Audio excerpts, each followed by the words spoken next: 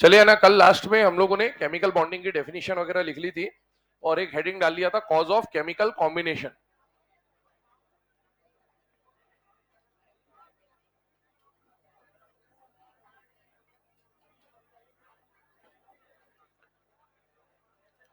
Cause of chemical combination में दो point हमको लिखने। पहला पॉइंट लिखिएगा, tendency to achieve inert gas configuration,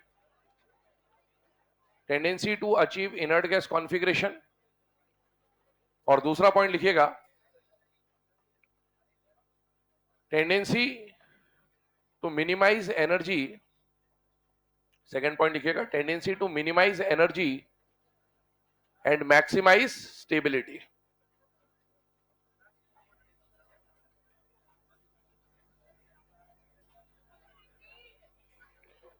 चलिए ना, ये दोनों पॉइंट हम लोगों ने लिख लिए। अब आगे की बात स्टार्ट करते हैं। पहला जो पॉइंट आपको बोला गया उसके ऊपर थोड़ी देर के बाद डिस्कशन करेंगे। जो सेकंड पॉइंट है उस पर बात करते हैं। सेकंड पॉइंट आपको बोला गया कि कोई भी एटम जो बॉन्ड फॉर्मेशन करता है वो क्यों करता है, ताकि उसकी एनर्जी क्या हो जाए, मिनिमाइज हो जाए, और स्टेबिलिटी क्या हो जाए, मैक्सिमाइज। आइए इधर ध्यान दीजिएगा। हम लोग यहाँ पर स्टार्ट करते हैं बेटा, दो एटम से पॉइंट को डिस्कस करना स्टार्ट करते हैं। ध्यान सुनिएगा। मान लीजिए ये एटम ए है, ये मान लीजिए एटम बी है। जब एटम आइसोलेटेड फॉर्म में होता है,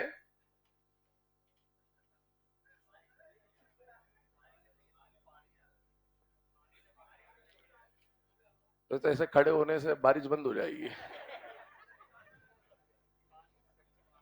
ए और बी के बारे में बात करें तो ध्यान सुनिएगा। ए और बी मान लीजिए दो एटम है, दोनों आइसोलेटेड है अभी, है ना। और इस टॉपिक के अंदर हम ये देखना चाहते हैं कि भाई ज्यादातर एलिमेंट जो पीरियोडिक टेबल के होते हैं वो बॉन्ड फॉर्मेशन में पार्टिसिपेट अगर करते हैं तो क्यों करते हैं। तो उसके पीछे दो रीजन है। पहला, हर एक एटम के बारे में ऐसा माना जाता है कि वो ऑक्टेट पूरा करना चाहता है और ऑक्टेट पूरा करने के लिए वो बॉन्डिंग में पार्टिसिपेट करता है। दूसरा पॉइंट ये बोला जाता है कि बॉन्ड फॉर्मेशन में पार्टिसिपेट करने से एटम की एनर्जी क्या हो जाएगी, कम, और एनर्जी कम हो जाएगी तो स्टेबिलिटी क्या हो जाएगी, ज्यादा। तो अभी हम लोग पहले सेकंड पॉइंट के ऊपर डिस्कशन कर रहे हैं। इसके ऊपर एनसीईआरटी में ग्राफ वगैरह दिया हुआ है, वो देखते हैं। फिर फर्स्ट पॉइंट को लिविस ऑक्टेट थ्योरी के नाम से पढ़ेंगे हम लोग। मान लीजिए दो एटम है ए और बी, दोनों एटम आइसोलेटेड एटम है। आइसोलेटेड एटम की एनर्जी बहुत ज्यादा। अब जब एनर्जी बहुत ज्यादा है ना, तो एटम एक जगह टिकेगा नहीं, रैपिड रैंडम मोशन दिखाएगा, स्टेबल नहीं होगा। और मान लीजिए रैपिड मोशन दिखाते दिखाते दो एटम आमने सामने आ गए। आमने सामने आने पर उनके बीच में दो तरह के इंटरेक्शन होते हैं। एक, उनके बीच में फोर्स ऑफ अट्रैक्शन लगेगा और साथ ही साथ फोर्स ऑफ रिपल्शन भी लगेगा। जैसे मान लीजिए अट्रैक्शन कैसे लगेगा और रिपल्शन कैसे लगेगा उसको समझने की कोशिश करते हैं। मान लीजिए एटम ए का न्यूक्लियस है और एटम ए का इलेक्ट्रॉन है। एटम बी का न्यूक्लियस है और एटम बी का इलेक्ट्रॉन है। मुझे बताइए, ए के न्यूक्लियस ने खुद के इलेक्ट्रॉन को अट्रैक्ट कर रखा होगा या रिपेल कर रखा होगा? अट्रैक्ट, क्योंकि प्लस माइनस को अट्रैक्ट करेगा। बी के न्यूक्लियस ने बी के इलेक्ट्रॉन को क्या कर रखा होगा? अट्रैक्ट कर रखा होगा। कहां आ रहे हो है?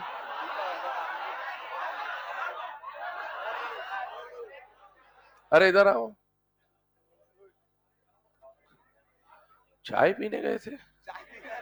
मेरे लिए बंधवा के लाए क्या चाय है? बिना चाय लिए आ गए तुम।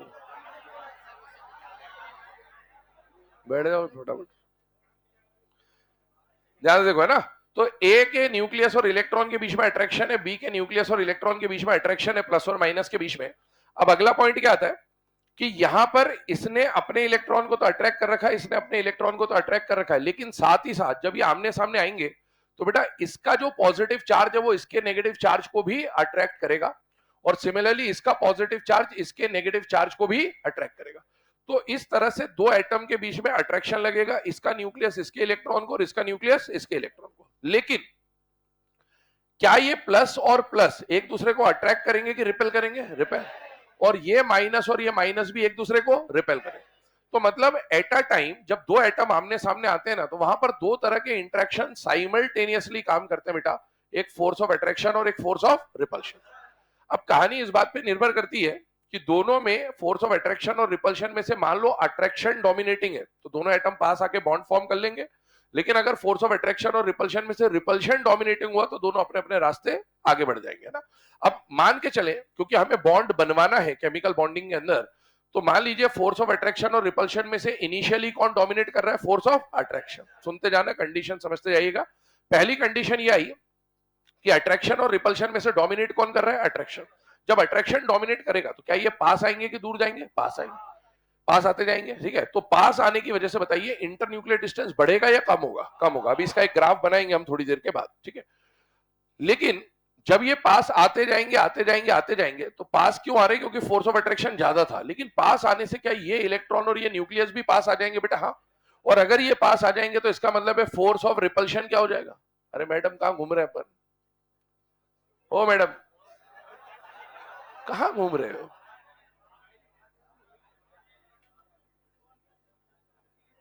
क्या क्या बोला तू?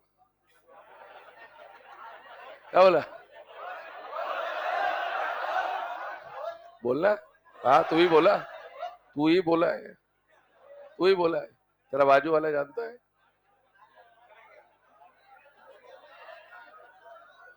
फोर्स ऑफ अट्रैक्शन और फोर्स ऑफ रिपल्शन सुने ध्यान से ना, ये जितने बोल बोल बोल बोल बोल रहे हैं ना, कितना मोटिवेशन लगता है तुमको बोलने के लिए ना। चलो आइए इधर, है ना। फोर्स ऑफ अट्रैक्शन और फोर्स ऑफ रिपल्शन की बात कर रहे थे। फोर्स ऑफ अट्रैक्शन अगर डोमिनेटिंग था तो दोनों एटम क्या हो गए? पास आ गए। और फोर्स ऑफ रिपल्शन कम था तो दोनों एटम कंपैरेटिवली पास आते गए, क्योंकि अट्रैक्शन डोमिनेट कर रहा था। लेकिन जैसे ये नजदीक आएंगे तो बेटा क्या इलेक्ट्रॉन बहुत ज्यादा पास आ जाएंगे और न्यूक्लियस भी पास आएंगे या नहीं आएंगे? आएंगे। तो अट्रैक्शन तो ज्यादा था ही था, लेकिन पास आने की वजह से क्या रिपल्शन भी बढ़ने लगेगा। यस, एक समय ऐसा आएगा कि जब ये पास आते जाएंगे ना, तो एक समय ऐसा आएगा कि इलेक्ट्रॉन इतने नजदीक आएंगे कि उसके बाद इनका पास आना मुश्किल हो जाएगा, क्योंकि वो नेगेटिव नेगेटिव और पॉजिटिव पॉजिटिव एक दूसरे को भयंकर तरीके से क्या करेगा? रिपेल। तो एक ही समय तक ये पास आ पाएंगे। ऐसा नहीं होगा कि भैया ये ए का न्यूक्लियस और ये बी उठा के आपने इसके ऊपर ही रख दिया, ऐसा हो नहीं पाएगा, क्योंकि पॉजिटिव पॉजिटिव एक दूसरे को क्या करेंगे? दूर फेंक देंगे, या नेगेटिव नेगेटिव एक दूसरे को दूर फेंक देंगे। इसका मतलब ये हुआ कि एक समय इनके बीच में ऐसा आता है जहां पर जितना फोर्स ऑफ अट्रैक्शन लग रहा होगा उतना ही फोर्स ऑफ रिपल्शन भी लग रहा होगा। और जब फोर्स ऑफ अट्रैक्शन और रिपल्शन इक्विलिब्रियम पे आ जाएंगे, इसका मतलब ये होगा कि ना तो एटम उसके बाद पास आ पाएंगे, क्योंकि अट्रैक्शन अगर डोमिनेट करके पास ले जाएगा तो रिपल्शन दूर फेंक देगा, और रिपल्शन दूर फेंक के दूर ले जाएगा तो अट्रैक्शन पास ले आएगा। तो एक ऐसी कंडीशन आएगी जहां पर फोर्स ऑफ अट्रैक्शन और रिपल्शन इक्विलिब्रियम पे होंगे, ना एटम उससे पास आ पाएंगे ना एटम उससे दूर जा पाएंगे। ये वो कंडीशन होती है जिसको हम ऐसा बोलते हैं कि भाई अब इन दोनों के बीच में किसका फॉर्मेशन हो गया? बॉन्ड फॉर्मेशन हो गया। लेकिन अब एक बात बताइए, अगर इसके बाद की कंडीशन पे बात करूं, मैं इनको और पास ले आऊं, है ना, खुद ब खुद तो ये पास नहीं आएंगे, लेकिन बाहर से मुझे अगर इनको पास लाना है तो क्या बाहर से मुझे एनर्जी लगानी पड़ेगी या नहीं लगानी पड़ेगी? लगानी पड़ेगी। तो अगर मैं बाहर से एनर्जी लगा रहा हूं, इसका मतलब है ये प्रोसेस खुद ब खुद नहीं हो रही। इसका मतलब है अट्रैक्शन डोमिनेट कर रहा था या रिपल्शन डोमिनेट कर रहा था? रिपल्शन। तभी तो रिपल्शन को ओवरकम करने के लिए मुझे बाहर से एनर्जी लगानी पड़ी। तो तीन तरह की सिचुएशन अराइज होती है, ये तीन तरह की कंडीशंस है। नॉर्मली जब बॉन्ड फॉर्मेशन होना होता है तो फोर्स ऑफ अट्रैक्शन क्या करता है बेटा? डोमिनेट करता है। फोर्स ऑफ अट्रैक्शन डोमिनेट करेगा तो दोनों एटम पास आएंगे, बॉन्ड बन जाएगा। बॉन्ड जब बनता है तो ये वाली सिचुएशन पे बनता है कि अट्रैक्शन और रिपल्शन इक्विलिब्रियम पे होता है। लेकिन मान लीजिए अट्रैक्शन के बदले अगर रिपल्शन डोमिनेट कर रहा होता तो क्या बॉन्ड फॉर्मेशन हो पाता या नहीं हो पाता? नहीं हो पाता, और दोनों अपने अपने रास्ते आगे निकल जाते। इसी बात को हम लोग यहाँ पर डायग्रामेटिकली और ग्राफिकली समझते, क्योंकि एनसीईआरटी में ये बात दी हुई है। ध्यान से देखिएगा। मान लीजिए ये एटम ए का न्यूक्लियस और एटम ए का इलेक्ट्रॉन है। इस पे प्लस चार्ज, इस पे माइनस है। बेटा ए के न्यूक्लियस ने खुद के इलेक्ट्रॉन को क्या कर रखा है? अट्रैक्ट। ये बी का न्यूक्लियस है, बी का इलेक्ट्रॉन है, इन्होंने एक दूसरे को क्या कर रखा है? अट्रैक्ट। लेकिन अभी ए इंडिपेंडेंटली घूम रहा था, बी इंडिपेंडेंटली घूम रहा था, दोनों घूमते फिरते आमने सामने आ गए। क्या ए का न्यूक्लियस बी के इलेक्ट्रॉन को भी अट्रैक्ट करेगा कि नहीं करेगा? करेगा। और बी का न्यूक्लियस ए के इलेक्ट्रॉन को भी अट्रैक्ट करेगा, क्योंकि प्लस माइनस को अट्रैक्ट करता ही है। लेकिन ये तो सब अट्रैक्शन फोर्स हो गए, लेकिन क्या ये न्यूक्लियस और न्यूक्लियस और ये इलेक्ट्रॉन और इलेक्ट्रॉन एक दूसरे को अट्रैक्ट करेंगे या रिपेल करेंगे? बेटा रिपेल करें। तो यहां पर हमें अट्रैक्शन फोर्स भी दिख रहा है और रिपल्शन फोर्स भी दिख रहा है। अगर हम बॉन्ड फॉर्मेशन के अकॉर्डिंगली बात करें, फॉर बॉन्ड फॉर्मेशन, मुझे बताइए अगर बॉन्ड फॉर्मेशन कराना है तो अट्रैक्शन और रिपल्शन में से ज्यादा डोमिनेटिंग किसको होना चाहिए? अट्रैक्शन। जब बॉन्ड बनेगा तब ये इक्विलिब्रियम पे आ जाएंगे, लेकिन शुरू में ये कंडीशन होनी ही चाहिए। अब इधर देखिएगा, एक ग्राफ हम लोग प्लॉट करने वाले हैं। यहां पर इस ग्राफ में एक्स एक्सिस पर हम लोग इंटरन्यूक्लियर डिस्टेंस ले रहे हैं और वाई एक्सिस पर हम लोग एनर्जी या फिर पोटेंशियल एनर्जी ले सकते हैं। यहां पर ग्राफ का जो ओरिजिन है वो ये है, ध्यान रखिएगा ना, ये ओरिजिन है। ग्राफ यहां से स्टार्ट नहीं हो रहा है, यहां से स्टार्ट हो रहा है, बट जनरली एनर्जी जो होती है ना, पोटेंशियल एनर्जी नेगेटिव में होती है, इसीलिए ग्राफ नीचे जाएगा। अब ध्यान सुनना, इस ग्राफ में हम लोग जो सेकंड पॉइंट हमने लिखा है, tendency to minimise energy and maximise stability, उस पर बात करने वाले हैं। ध्यान सुनना बेटा, एक बात बताओ, मैंने ईए के समय पे बोला था आपको कि बॉन्ड बनेगा तो बताइए दोनों एटम में अट्रैक्शन होना चाहिए, रिपल्शन होना चाहिए, अट्रैक्शन। क्या हमने ऐसी लाइन पढ़ी थी, जब जब अट्रैक्शन होगा तब तब एनर्जी रिलीज होगी, और जितना ज्यादा अट्रैक्शन होगा उतनी ज्यादा एनर्जी रिलीज होगी। वही पॉइंट काम में आने वाला है, ध्यान सुनिएगा। मान लीजिए ये एटम ए, ये एटम बी, अभी दोनों आइसोलेटेड फॉर्म में है और दोनों बहुत दूर दूर है। ये जो ग्राफ हम बना रहे हैं, ये ग्राफ ऐसे नहीं बनता है, ये ग्राफ ऐसे बनता है, ध्यान रखिएगा। नॉर्मली जब आप ग्राफ बनाते हैं तो इस तरह से रीड करते हैं, लेकिन इस ग्राफ को रीड करने का जो तरीका होता है वो इधर होता है। अगर आप इसको नॉर्मल ग्राफ की तरह पढ़ोगे तो कभी समझ ही नहीं आएगा कि ग्राफ में हो क्या रहा है, ठीक है। तो ये ग्राफ ऐसे चलता है। मुझे बताइए, ए और बी में कोई बॉन्ड नहीं है, तो क्या ए और बी बहुत दूर दूर है? यस, बहुत दूर दूर है, तो इंटरन्यूक्लियर डिस्टेंस ज्यादा है या कम है? ज्यादा। लेकिन जब बॉन्ड बनेगा तो ये नजदीक आएंगे, नजदीक आएंगे तो internuclear distance tending towards zero जाता जाएगा। तो ये इस तरह से चलता है। पहले ये दोनों बहुत दूर दूर, मान लीजिए ये घूमते फिरते आमने सामने आए, अट्रैक्शन और रिपल्शन में से कौन डोमिनेट कर गया? अट्रैक्शन।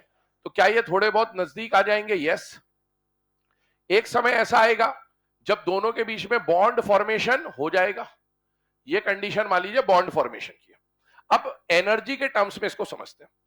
जब एटम अकेला था तो उसकी इंटरनल एनर्जी बहुत ज्यादा, तो ए और बी का जो टोटल एनर्जी कंटेंट है, मान लीजिए वो यहां कहीं था शुरू में, लेकिन यहां से आने पर बताइए अट्रैक्शन हो रहा है या रिपल्शन हो रहा है? अट्रैक्शन।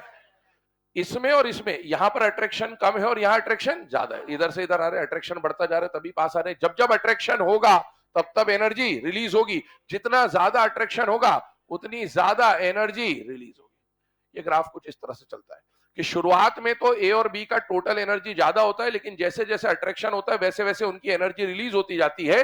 तो इनिशियल जो एनर्जी होती है, धीरे धीरे एनर्जी रिलीज होके कम होती जाती है। ये जो ग्राफ चल रहा है ये खुद की ए और बी की टोटल एनर्जी का चल रहा है, बाकी रिलीज होती जा रही है। अब मुझे बताओ, यहां से यहां आने पर बॉन्ड बन गया। हमने ईएन के एप्लीकेशन में बॉन्ड एनर्जी नाम का एक एप्लीकेशन देखा था। उस समय भी मैंने आपको बोला था, बॉन्ड एनर्जी बोलूं चाहे बॉन्ड डिसोसिएशन एनर्जी बोलूं, दोनों का ऑर्डर सेम होता है। बस एक प्रोसेस में एनर्जी रिलीज होती है और दूसरे प्रोसेस में एनर्जी देनी पड़ती है। याद करिएगा, जब ए और बी मिलकर बॉन्ड बना रहे तो इस प्रोसेस में कुछ एनर्जी रिलीज हुई। कितनी एनर्जी रिलीज हुई? ये वाला लेवल है, ये इनिशियल लेवल है, और ये फाइनल लेवल है मान लीजिए। तो इतनी एनर्जी क्या हो गई? रिलीज हो गई। तो the amount of energy release during the formation of a bond is known as bond energy. Bond बनते वक्त जितनी एनर्जी रिलीज हुई है ना, उसी को क्या कहा जाता है बेटा? बॉन्ड एनर्जी कहा जाता है। इसका मतलब ये है कि ये जो लेवल है और यहां से ये जो लेवल आ रहा है ग्राफ का, ये जो लेवल है ये आपको किसके बारे में रिप्रेजेंट करके दे रहा है बेटा? बॉन्ड एनर्जी के बारे में। इसके ऊपर ऑलरेडी 2-3 साल पहले एग्जाम में क्वेश्चन आ चुका है। आपको सपोज इस एनर्जी का लेवल का नाम ई ए दे रखा था और इस एनर्जी लेवल का नाम ई बी दे रखा था, और बोला था हाइड्रोजन के लिए क्वेश्चन पूछा हुआ था कि भाई इसकी बॉन्ड एनर्जी कितनी होगी। ऑप्शन दिया था ई ए माइनस ई बी, ई ए प्लस ई बी, ई ए माइनस ई बी अपॉन 2, ई ए प्लस ई बी अपॉन 2, इस तरह से दिया था। तो बेटा बॉन्ड एनर्जी कितनी होगी? The amount of energy released during the formation of bond is known as bond energy. मान लीजिए यहां से यहां आने पर, ध्यान सुनना, इसकी इनिशियल एनर्जी मान लो 500 यूनिट थी, इसकी इनिशियल एनर्जी भी मान लो 500 थी, दोनों आइडेंटिकल ले लेते हैं ताकि याद रखना आसान रहे। 500 टोटल एनर्जी कितनी थी? 1000। लेकिन जैसे जैसे अट्रैक्शन हुआ वैसे वैसे एनर्जी रिलीज हुई। अब मान लीजिए इस 500 में से 400 यूनिट एनर्जी रिलीज हो गई और इस 500 में से भी 400 यूनिट एनर्जी रिलीज हो गई, तो टोटल एनर्जी कितनी रिलीज हो गई? 800। वो जो 1000 और 200 बची हुई है उसके बीच का जो गैप है वो कितना है? 800। वही जो 800 यूनिट एनर्जी रिलीज हुई उसी को हम लोग क्या बोल रहे हैं बेटा? Bond energy. और ये जितनी एनर्जी रिलीज हुई है ना, इतनी ही एनर्जी जब आप इसको वापस दे दोगे, इतनी एनर्जी जब आप इसको वापस दोगे तो बॉन्ड वापस से टूट जाएगा, और बॉन्ड को तोड़ते वक्त जो आप एनर्जी दोगे उसे क्या बोला जाएगा? Bond dissociation energy. अब आगे सुनिएगा, यहां तक का ग्राफ तो हमने प्लॉट कर लिया। अब इसके आगे आप सोचिए, इसके बाद ये खुद ब खुद पास नहीं आ सकते। क्यों? क्योंकि शुरू में ये पास क्यों आए? क्योंकि फोर्स ऑफ अट्रैक्शन डोमिनेट कर रहा था फोर्स ऑफ रिपल्शन पर।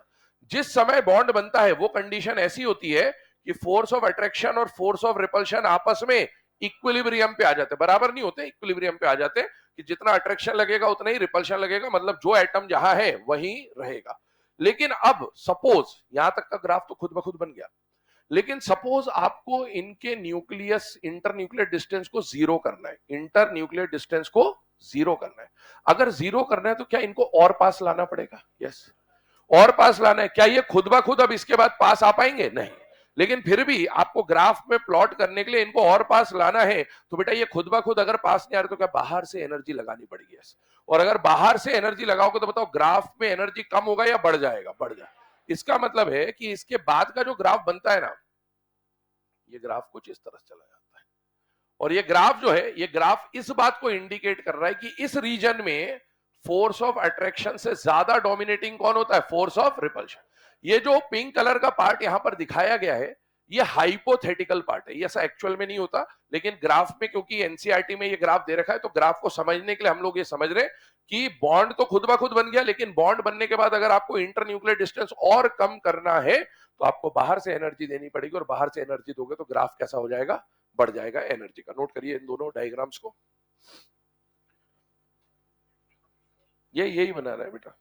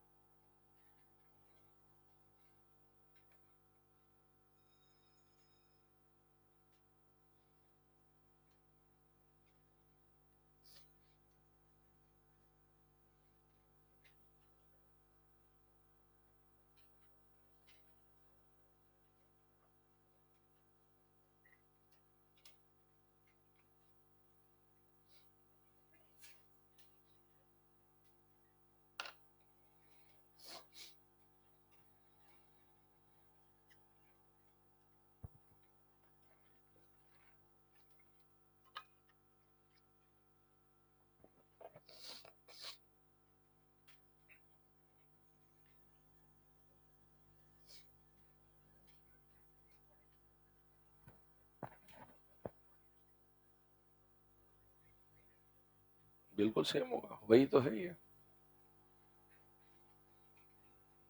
पीरियोडिक टेबल की बॉन्ड एनर्जी, केमिकल बॉन्डिंग की बॉन्ड एनर्जी, कोऑर्डिनेशन की बॉन्ड एनर्जी अलग अलग थोड़ी होती है बेटा। बॉन्ड एनर्जी ही होती है।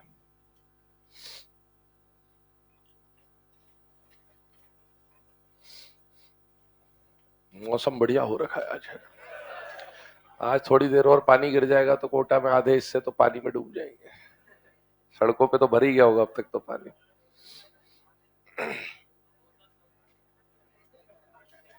है समोसा।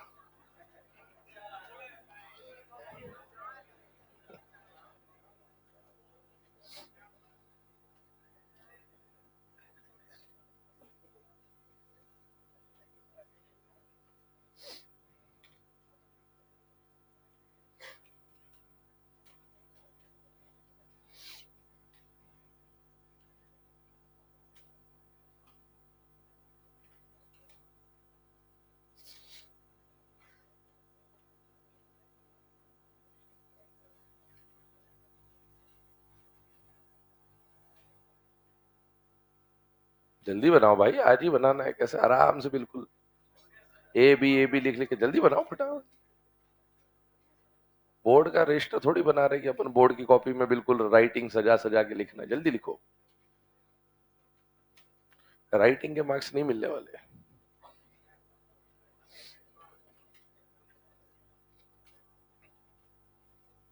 चलिए ना, अब इसके बाद आगे बात करते हैं।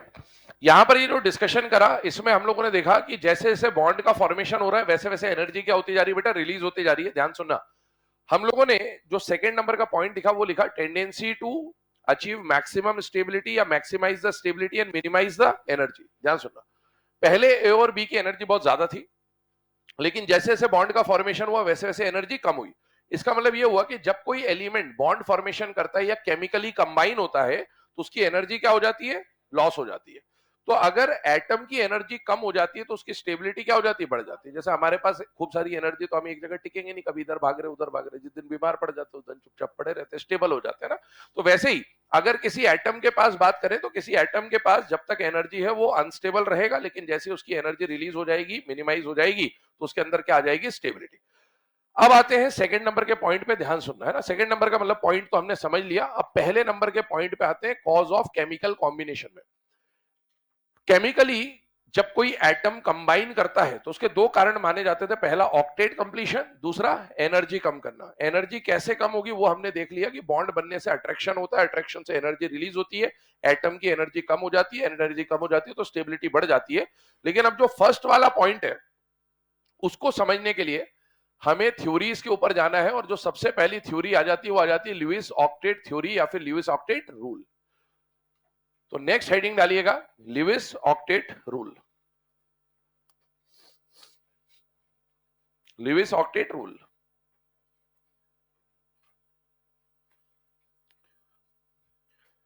इनिशियली बेटा जितने भी एलिमेंट्स थे उनके बारे में ऐसा माना जाता था कि कोई भी एलिमेंट बॉन्ड फॉर्मेशन क्यों करता है, तो ऑक्टेट कंप्लीट करने के लिए, क्योंकि शुरू में इनर्ट गैसेस को देखा गया और ऐसा देखा गया कि इनर्ट गैसेस बॉन्ड फॉर्मेशन में पार्टिसिपेट नहीं करते थे, बाकी सारे एलिमेंट बॉन्ड फॉर्मेशन में पार्टिसिपेट करते थे। तो ये माना गया कि जब भी कोई एटम ऑक्टेट अचीव कर लेता है तो वो क्या हो जाता है, स्टेबल। ये बात इनिशियली सही थी, लेकिन जैसे जैसे नए नए एलिमेंट कंपाउंड डिस्कवर हुए तो ये बात भी गलत हो गई। तो अभी हम लोग बिल्कुल स्टार्टिंग थ्योरी के ऊपर बात कर रहे हैं, जिसका नाम क्या है बेटा, लुईस ऑक्टेट रूल या लुईस ऑक्टेट थ्योरी। दूसरी बात, ये जो चैप्टर है ये हिस्ट्री जैसा चलता है ना। जैसे अपन हिस्ट्री पढ़ते थे तो वहां पर क्या होता है, एक राजा आया, कुछ दिन उसने राज किया, उसने कुछ अच्छे काम किए, कुछ बुरे काम किए, फिर उसके बाद उसको हटा के दूसरा राजा बन गया, फिर ऐसा ऐसा। वैसे यहां पर एक थ्योरी आएगी, उसके कुछ बेनिफिट्स होंगे, कुछ ड्रॉबैक्स होंगे, फिर कुछ दिन तक वो थ्योरी चली, लेकिन जब नए एलिमेंट और कंपाउंड डिस्कवर हुए तो वो थ्योरी उनको एक्सप्लेन नहीं कर पाता, तो उसको समझाने के लिए फिर एक नई थ्योरी बनी, फिर वो कुछ दिन तक चला, फिर एक नई थ्योरी बनी। तो इस तरह से Lewis octet rule, VBT, hybridisation, MOT, ये सब हमको पढ़ना है, ठीक है। आइए स्टार्ट करते हैं one of the earliest theory के साथ, और वो थ्योरी कौन सा बेटा, Lewis octet rule. I hope इतना सबको पता है कि लुईस ऑक्टेट रूल का स्टेटमेंट क्या होता है, कि हर एक एटम बॉन्ड फॉर्मेशन क्यों करना चाहता है, ताकि वो अपने आउटर मोस्ट शेल में क्या कंप्लीट कर ले, ऑक्टेट। स्टेटमेंट बोल रहा हूं, लिखिएगा। According to this theory, according to this theory, each atom, according to this theory, each atom, क्या हो गया, पानी गिर रहा तो इधर आ जाओ, आगे आ जाओ, क्या हो गया, काहे बरसात में बैठे हुए हो, इधर आ जाओ। मतलब वहां गिर रहा है पानी तो इधर उधर बैठ जाओ ना, काहे उसके नीचे बैठे हो, आ जाओ इधर, आगे आ जाओ, बहुत जगह है, जय कमी नहीं है।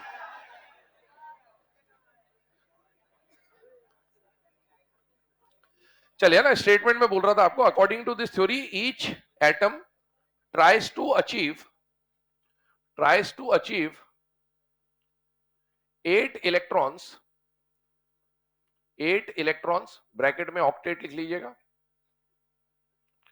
8 इलेक्ट्रॉन्स ब्रैकेट में octet in its outer most shell, in its outer most shell.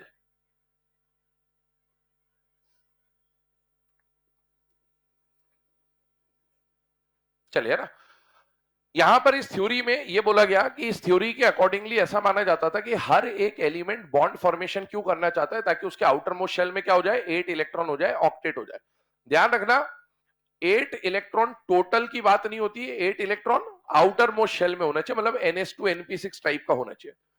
कुछ एलिमेंट ऐसे भी हैं जो ऑक्टेट रूल को फॉलो कभी भी नहीं कर सकते, जैसे आपको पता हो हाइड्रोजन या हीलियम, है ना, ये कभी भी ऑक्टेट रूल फॉलो कर ही नहीं सकते, क्योंकि इनके अंदर एक ही शेल है। तो इसका मतलब ये ज्यादा से ज्यादा ड्यूप्लेट पूरा कर सकते। पॉइंट एक लिख भी लेना ब्रैकेट में, हाइड्रोजन, हीलियम और एक लिथियम प्लस भी लिख लो, hydrogen, helium, lithium plus, try to complete their duplet. Try to complete their duplet, मतलब ये ऑक्टेट रूल फॉलो नहीं करते, ये ड्यूप्लेट रूल फॉलो करते हैं। चलिए अब आइए, यहां पर हम लोग बात कर रहे हैं कि कोई भी एलिमेंट अपने आउटर मोस्ट शेल में ऑक्टेट कंप्लीट करना चाहता है। कुछ एक एलिमेंट होते हैं जो ड्यूप्लेट कंप्लीट करना चाहते हैं, लेकिन ऑक्टेट या ड्यूप्लेट कंप्लीट करने के लिए उनके पास क्या क्या तरीके हैं। तो वेज टू अचीव ऑक्टेट में अगर हम लोग बात करें तो कोई भी एलिमेंट ऑक्टेट पूरे करने के लिए दो तरीके अपना सकता है, या तो वो इलेक्ट्रॉन को ट्रांसफर कर दे या फिर वो इलेक्ट्रॉन को शेयर कर दे। ट्रांसफर करने के दो मीनिंग निकलते हैं कि कोई भी एटम या तो इलेक्ट्रॉन का लॉस कर दे या फिर इलेक्ट्रॉन का गेन कर ले। अब ध्यान से सुनिएगा ना, यहां पर ये जो फ्लो चार्ट हम लोग बना रहे हैं, यहां पर आपके केमिकल बॉन्डिंग चैप्टर में आने वाले जितने भी टाइप ऑफ बॉन्ड्स है वो यहां पर इनिशियल लेवल पे आपको दिख रहे होंगे कि कैसे बॉन्ड बनाने हैं। ट्रांसफर ऑफ इलेक्ट्रॉन का मतलब है कोई भी एटम या तो अपना इलेक्ट्रॉन लूज कर दे या इलेक्ट्रॉन गेन कर ले। जैसे सोडियम, सोडियम का कॉन्फ़िगरेशन जब हम लिखते हैं तो क्या आ जाता है बेटा, 2,8,1। और अगर हम क्लोरीन का कॉन्फ़िगरेशन लिखते हैं तो क्या आता है, 2,8,7। अब इसको सोडियम को अपने आउटर मोस्ट शेल में 8 इलेक्ट्रॉन करने। अब 8 इलेक्ट्रॉन करने के दो तरीके, या तो 7 इलेक्ट्रॉन गेन करे या 1 इलेक्ट्रॉन लूज करे। तो 1 इलेक्ट्रॉन लूज करना इसके लिए आसान होता है, तो ये अपना 1 इलेक्ट्रॉन लूज कर देता है। जैसे ये 1 इलेक्ट्रॉन लूज करता है तो अब इसका आउटर मोस्ट शेल ये बन जाता है और इसका ऑक्टेट ऑलरेडी कंप्लीट हो गया। तो इलेक्ट्रॉन लूज करके ऑक्टेट पूरा किया जा सकता है। यहां पर क्लोरीन की बात करें तो इसके आउटर मोस्ट शेल में कितने इलेक्ट्रॉन है, 7। इसको इसको ऑक्टेट करना है, 8 इलेक्ट्रॉन बनाना है, तो दो तरीके, या तो 7 लूज कर दे या 1 गेन कर ले। तो ये गेन करना पसंद करता है और गेन करके क्या बना लेता है, ऑक्टेट। तो बेटा किसी भी एलिमेंट के पास ट्रांसफर करके ऑक्टेट पूरा करने का तरीका हो सकता है। वो लॉस ऑफ इलेक्ट्रॉन कर सकता है, वो गेन ऑफ इलेक्ट्रॉन कर सकता है। एक बात बताओ, इलेक्ट्रॉन लूज करने की टेंडेंसी मेटल की होती है नॉन मेटल की, मेटल। और मेटल इलेक्ट्रॉन लूज करके कैटायन का फॉर्मेशन करेगा बेटा, और इलेक्ट्रॉन गेन करने की टेंडेंसी किसकी होती है, नॉन मेटल। और नॉन मेटल इलेक्ट्रॉन गेन करके एनायन का फॉर्मेशन करेगा। याद करिए पीरियोडिक टेबल में भी मैंने आपको बोला था मेटल नॉन मेटल मिलके कौन सा बॉन्ड बनाते हैं, आयनिक या कोवेलेंट, आयनिक। आप खुद भी देख लें, कैटायन और एनायन अगर आमने सामने आ गए तो बेटा यहां पर जिस बॉन्ड का फॉर्मेशन हो जाएगा वो कौन सा हो जाएगा, आयनिक बॉन्ड, जिसके बारे में डिटेल में हम लोग चैप्टर में आगे पढ़ेंगे। आयनिक बॉन्ड का एक और नाम होता है बेटा इलेक्ट्रोवैलेंट बॉन्ड। तो इलेक्ट्रोवैलेंट बॉन्ड भी बोला जा सकता है इसे। आइए सेकेंड टाइप पे, अगर मान लीजिए कोई एटम इलेक्ट्रॉन ट्रांसफर नहीं कर पा रहा है, मतलब लूज नहीं कर पा रहा है, गेन नहीं कर पा रहा है, तो उसके पास एक और तरीका होता है, और वो क्या होता है, शेयरिंग ऑफ इलेक्ट्रॉन। याद करिए जब ईएन हमने पढ़ा था तो कॉन्ट्रैक्ट में साइन किए थे, फिर नियत में खोट आ गई थी, जिसकी लाठी उसकी भैंस, इस तरह की हम कुछ बातें कर चुके हैं। तो शेयरिंग ऑफ इलेक्ट्रॉन भी एक तरीका हो सकता है। शेयरिंग में दो तरह की शेयरिंग होती है, एक होती है इक्वल शेयरिंग जिसको म्यूचुअल शेयरिंग भी बोला जाता है, और एक होता है अनइक्वल शेयरिंग जिसको नॉन म्यूचुअल शेयरिंग भी बोला जाता है। अब आप देखिए इक्वल शेयरिंग या म्यूचुअल शेयरिंग की बात करें अगर हम, तो शेयरिंग से बनने वाला जो बॉन्ड होता है उसे क्या बोला जाता है बेटा, कोवेलेंट बॉन्ड। तो जब आप इक्वल शेयरिंग करेंगे तो जो बॉन्ड बन के आएगा वो बन के आएगा कोवेलेंट बॉन्ड। और अनइक्वल शेयरिंग का मतलब क्या होता है और इक्वल का मतलब क्या होता है, ध्यान सुनना बेटा।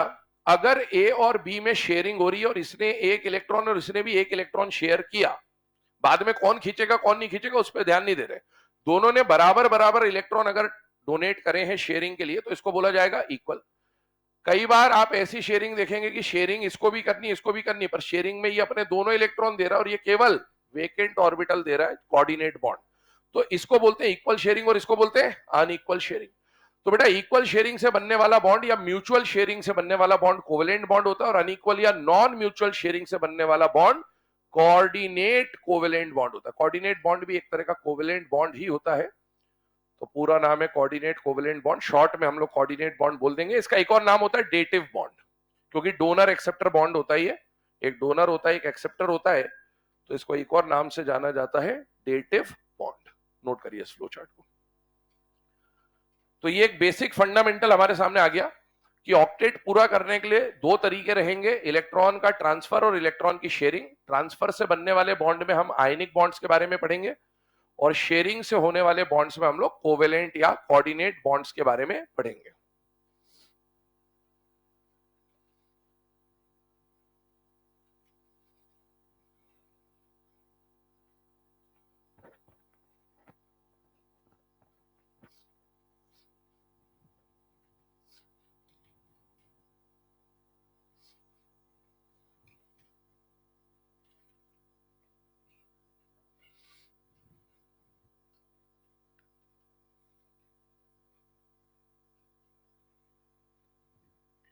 पीरियोडिक का बचा हुआ ईएलपी या मॉड्यूल वगैरह जो होगा सॉल्व कर लेना, है ना, ताकि उसको डिस्कस कर लेंगे बीच में।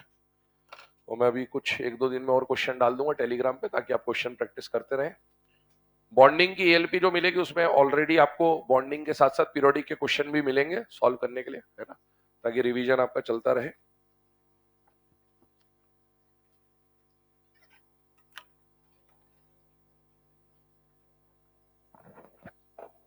सॉल्यूशन तो डाले थे, अब वो मैच नहीं हो रहा था। अब वो मेरी गलती थोड़ी, वो तो जिसकी किताब है उसकी गलती है ना भाई। क्वेश्चन नंबर अलग है, सॉल्यूशन अलग है ना। उसमें जिसमें दिक्कत होगी पूछ लेना। एक में तो सॉल्यूशन ही है, क्वेश्चन भी है सॉल्यूशन भी, वो तो वैसे ही सॉल्व हो गया। जो पहले डाले थे क्वेश्चन उसको देख लेना, उसमें कहीं दिक्कत आए तो पूछ लेना। अब मॉड्यूल ही गलत बना हुआ तो मैं क्या करूं उसमें।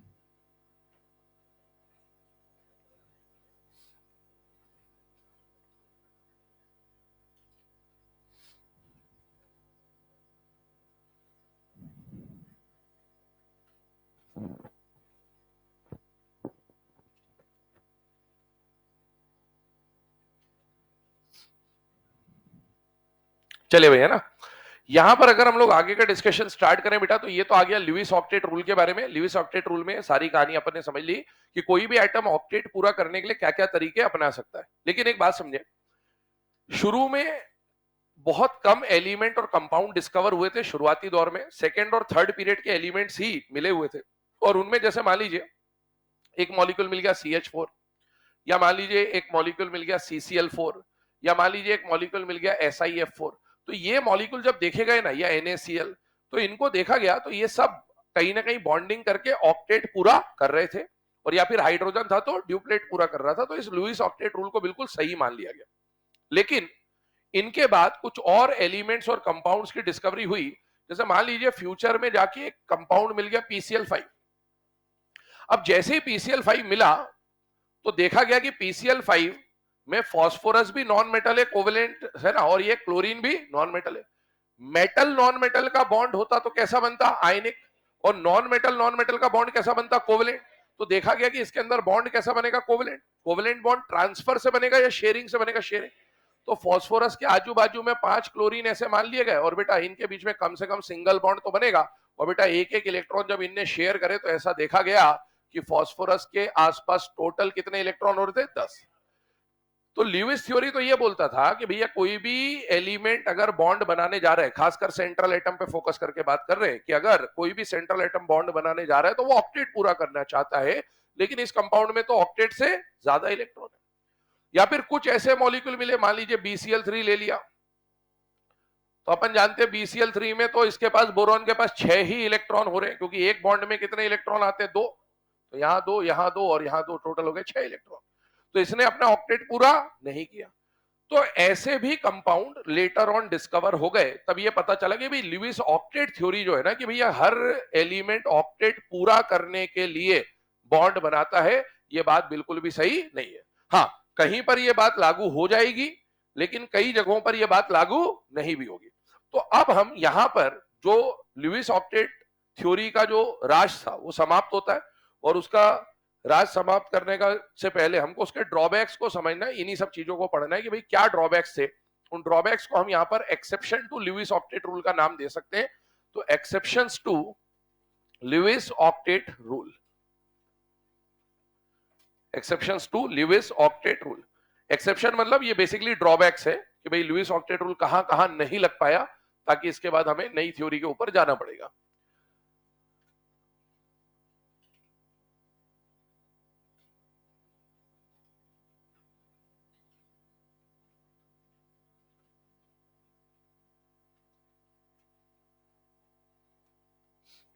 चले आइए ना, सबसे पहले अगर हम लोग बात करें तो इसके जो ड्रॉबैक्स है, उसमें जो पहला ड्रॉबैक आ जाता है बेटा, वो आ जाता है हाइपोवैलेंट या फिर इलेक्ट्रॉन डेफिशिएंट स्पीशीज के बारे में। हाइपोवैलेंट या इलेक्ट्रॉन डेफिशिएंट स्पीशीज के बारे में अगर मैं चर्चा करूं तो क्या है, ध्यान सुनना। हमने बोला कि ल्यूइस थ्योरी ने यह बोला कि कोई भी एलिमेंट बॉन्ड बना रहा था ऑक्टेट पूरा करने के लिए, लेकिन अब हम उन चीजों पे बात कर रहे हैं जो ऑक्टेट रूल को फॉलो नहीं करते। ऑक्टेट रूल को फॉलो नहीं करने के दो मतलब निकल सकते हैं, या तो सेंट्रल एटम के पास 8 से कम इलेक्ट्रॉन हो तो भी वो ऑक्टेट रूल फॉलो नहीं कर रहा, या 8 से ज्यादा इलेक्ट्रॉन हो तो भी वो ऑक्टेट रूल फॉलो नहीं कर रहा। अगर कभी सेंट्रल एटम के पास बॉन्डिंग के बाद 8 से कम इलेक्ट्रॉन होते हैं तो ऐसे स्पीशीज को क्या बोला जाता है बेटा, हाइपोवैलेंट, या फिर इनका एक और नाम है इलेक्ट्रॉन डेफिशिएंट स्पीशीज। अब इनको कैसे पहचानना है, डेफिनेशन नहीं लिखा रहा हूं, नाम से इतना समझ में आ जाता है। एग्जाम्पल के ऊपर बात करते हैं कैसे पहचानना है। मान लीजिए मैंने आपको एक मॉलिक्यूल दिया BCl3, मान लीजिए मैंने आपके सामने एक मॉलिक्यूल लिखा BeCl2 एटसेट्रा। अब आपको एग्जाम में क्वेश्चन आया कि ये दो ऑप्शन है, इनमें से कौन इलेक्ट्रॉन डेफिशिएंट है, कौन इलेक्ट्रॉन डेफिशिएंट नहीं है, क्या ये ऑक्टेट रूल फॉलो कर रहे हैं या नहीं कर रहे हैं, तो कैसे चेक करना है।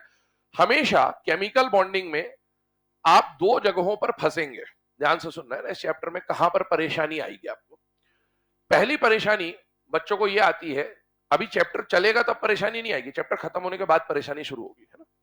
पहली परेशानी आपको यह आएगी कि भैया इतने सारे कंपाउंड में से कौन आयनिक है और कौन कोवेलेंट है, ये पहचानने में दिक्कत आती है, ठीक। दूसरी परेशानी आपको यह आएगी कि इस पूरे चैप्टर में हम जो जो थ्योरीज पढ़ेंगे ना, जैसे हम लोग VBT पढ़ेंगे, हम लोग हाइब्रिडाइजेशन पढ़ेंगे, MOT पढ़ेंगे, आगे भी और थ्योरीज पढ़ेंगे, तो उन थ्योरीज में आप हर जगह पर bond strength, bond stability, bond energy, इन्हीं का कैलकुलेशन कर रहे होंगे। हर थ्योरी में जब आप VBT में भी बॉन्ड एनर्जी निकालोगे, बॉन्ड स्टेबिलिटी निकालोगे, हाइब्रिडाइजेशन में भी निकालोगे, MOT में भी निकालोगे, तो जब एग्जाम में बॉन्ड एनर्जी का क्वेश्चन आया तो उस क्वेश्चन में VBT लगाना था कि हाइब्रिडाइजेशन लगाना था कि MOT लगाना था, ये समझना थोड़ा सा मुश्किल हो जाता है। तो वैसे कुछ मुश्किल है नहीं, पढ़ेंगे तो सब चीजें क्लियर हो जाएंगी, लेकिन हाँ ये परेशानी जनरली बच्चा फेस करता है। तो ये जो दूसरी वाली परेशानी है थ्योरी वाली, वो तो जब थ्योरी आएगी तब बताते चलूंगा कि कब कैसे क्वेश्चन में कौन सी थ्योरी यूज करनी है। लेकिन अभी हम लोग बात कर रहे हैं आयनिक और कोवेलेंट के बारे में। याद करिए शुरुआत से आपको बताया हुआ है कि बेटा मेटल और नॉन मेटल का जो बॉन्ड होगा वो कैसा हो जाएगा, आयनिक।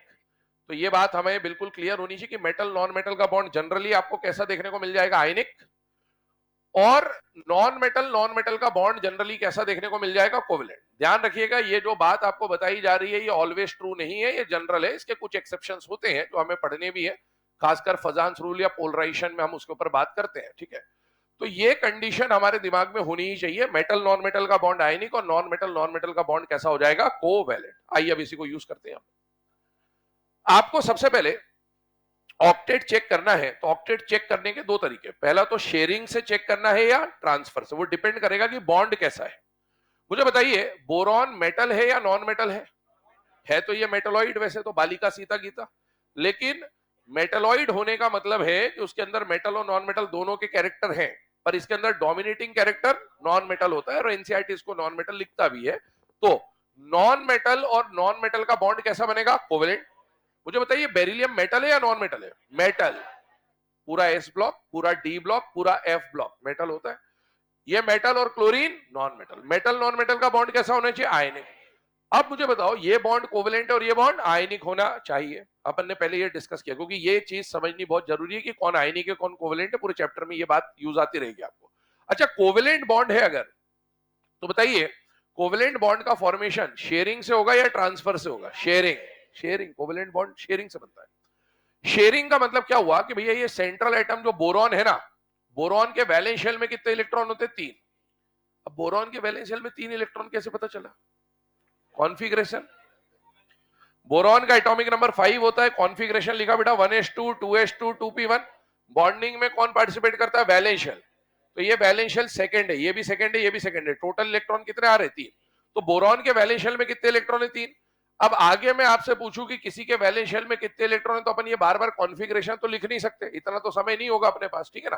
तो अपन क्या करेंगे, याद करिए जब हमने कॉन्फ़िगरेशन पढ़ा था पीरियोडिक टेबल में, तब हमने लिखा था कि ग्रुप 1 के जितने भी एलिमेंट होंगे उनके वैलेंस शेल में 1 इलेक्ट्रॉन, ग्रुप 2 के वैलेंस शेल में 2, 13 के वैलेंस शेल में 3, 14 में 4, 15 में 5 एंड सो ऑन, ये सब अपने को काम आता रहेगा। तो बताइए ये ग्रुप 13 का मेंबर है, तो 13 के वैलेंस शेल में कितने इलेक्ट्रॉन आएंगे, 3। आगे बढ़ता हूं, ये सेंट्रल एटम है, क्लोरीन क्या है, साइड एटम। अच्छा क्लोरीन साइड एटम है, एक बात बताओ, क्लोरीन जब भी कोवेलेंट बॉन्ड बनाता है साइड एटम के फॉर्म में, तो क्लोरीन कैसा बॉन्ड बनाना पसंद करता है, सिंगल बॉन्ड, डबल बॉन्ड या ट्रिपल बॉन्ड, सिंगल। हैलोजन जब भी साइड एटम में आएगा वो सिंगल बॉन्ड बनाना पसंद करता है। तो आप बताइए मुझे, अगर यहां क्लोरीन लिया, यहां क्लोरीन लिया, यहां क्लोरीन लिया, तो क्लोरीन कैसा बॉन्ड बनाएगा? सिंगल। क्लोरीन कैसा बॉन्ड बनाएगा? सिंगल। क्लोरीन कैसा बॉन्ड बनाएगा? सिंगल। और सिंगल बॉन्ड बनाने का मतलब होता है कि एक इलेक्ट्रॉन तो बोरॉन का इसमें पार्टिसिपेट किया और एक इलेक्ट्रॉन क्लोरीन की तरफ से इसमें आया। और क्लोरीन के ऑटोमेटिकली अगर हम देखें तो वैलेंस शेल में कितने इलेक्ट्रॉन होते हैं? 7, क्योंकि ग्रुप 17 का मेंबर है। उन 7 में से एक इस बॉन्ड में चला गया और बाकी 6 इसके पास लोन पेयर के फॉर्म में पड़े हुए। अब आप इसको देखें अगर, तो बेटा क्लोरीन का ऑक्टेट 1 2 3 4 5 6 7 8 ऑक्टेट पूरा हो गया। यहां पर भी अगर आप देखें तो इस क्लोरीन का भी ऑक्टेट पूरा हो गया है ना, यहां पर इस क्लोरीन का भी ऑक्टेट पूरा हो गया। लेकिन हमें अभी साइड एटम पे ध्यान नहीं देना है, हमें किस पे ध्यान देना है? सेंट्रल एटम पे। अब अगर आप सेंट्रल एटम पे ध्यान दो फिलहाल में, तो बेटा सेंट्रल एटम बोरॉन के पास बॉन्ड बनाने के बाद कितने इलेक्ट्रॉन हो गए? 6। अब बार बार अपन ये डायग्राम बना के चेक नहीं करेंगे, तो अपने पास क्योंकि इतना समय होता नहीं है ना, वरना ये इलेक्ट्रॉन डॉट स्ट्रक्चर वगैरह आपने जूनियर क्लासेस में पढ़े होते हैं, बट इतना टाइम नहीं रहेगा। तो हम क्या करते हैं, हम देखते हैं बोरॉन सेंट्रल एटम है, सेंट्रल एटम के वैलेंस शेल में कितने इलेक्ट्रॉन है? 3। यहां पर इलेक्ट्रॉन का ट्रांसफर होगा या शेयरिंग होगा? शेयरिंग। अब मुझे बताओ, क्लोरीन जब भी शेयरिंग करने आएगा, मतलब कोवेलेंट बॉन्ड बनाने आएगा, तो सिंगल डबल ट्रिपल कैसा बॉन्ड बनाएगा? सिंगल। एक क्लोरीन एक इलेक्ट्रॉन देगा सिंगल बॉन्ड में, तो दूसरा क्लोरीन भी एक इलेक्ट्रॉन देगा और तीसरा क्लोरीन भी एक इलेक्ट्रॉन देगा, मतलब 3 क्लोरीन से टोटल 3 इलेक्ट्रॉन मिल जाएंगे।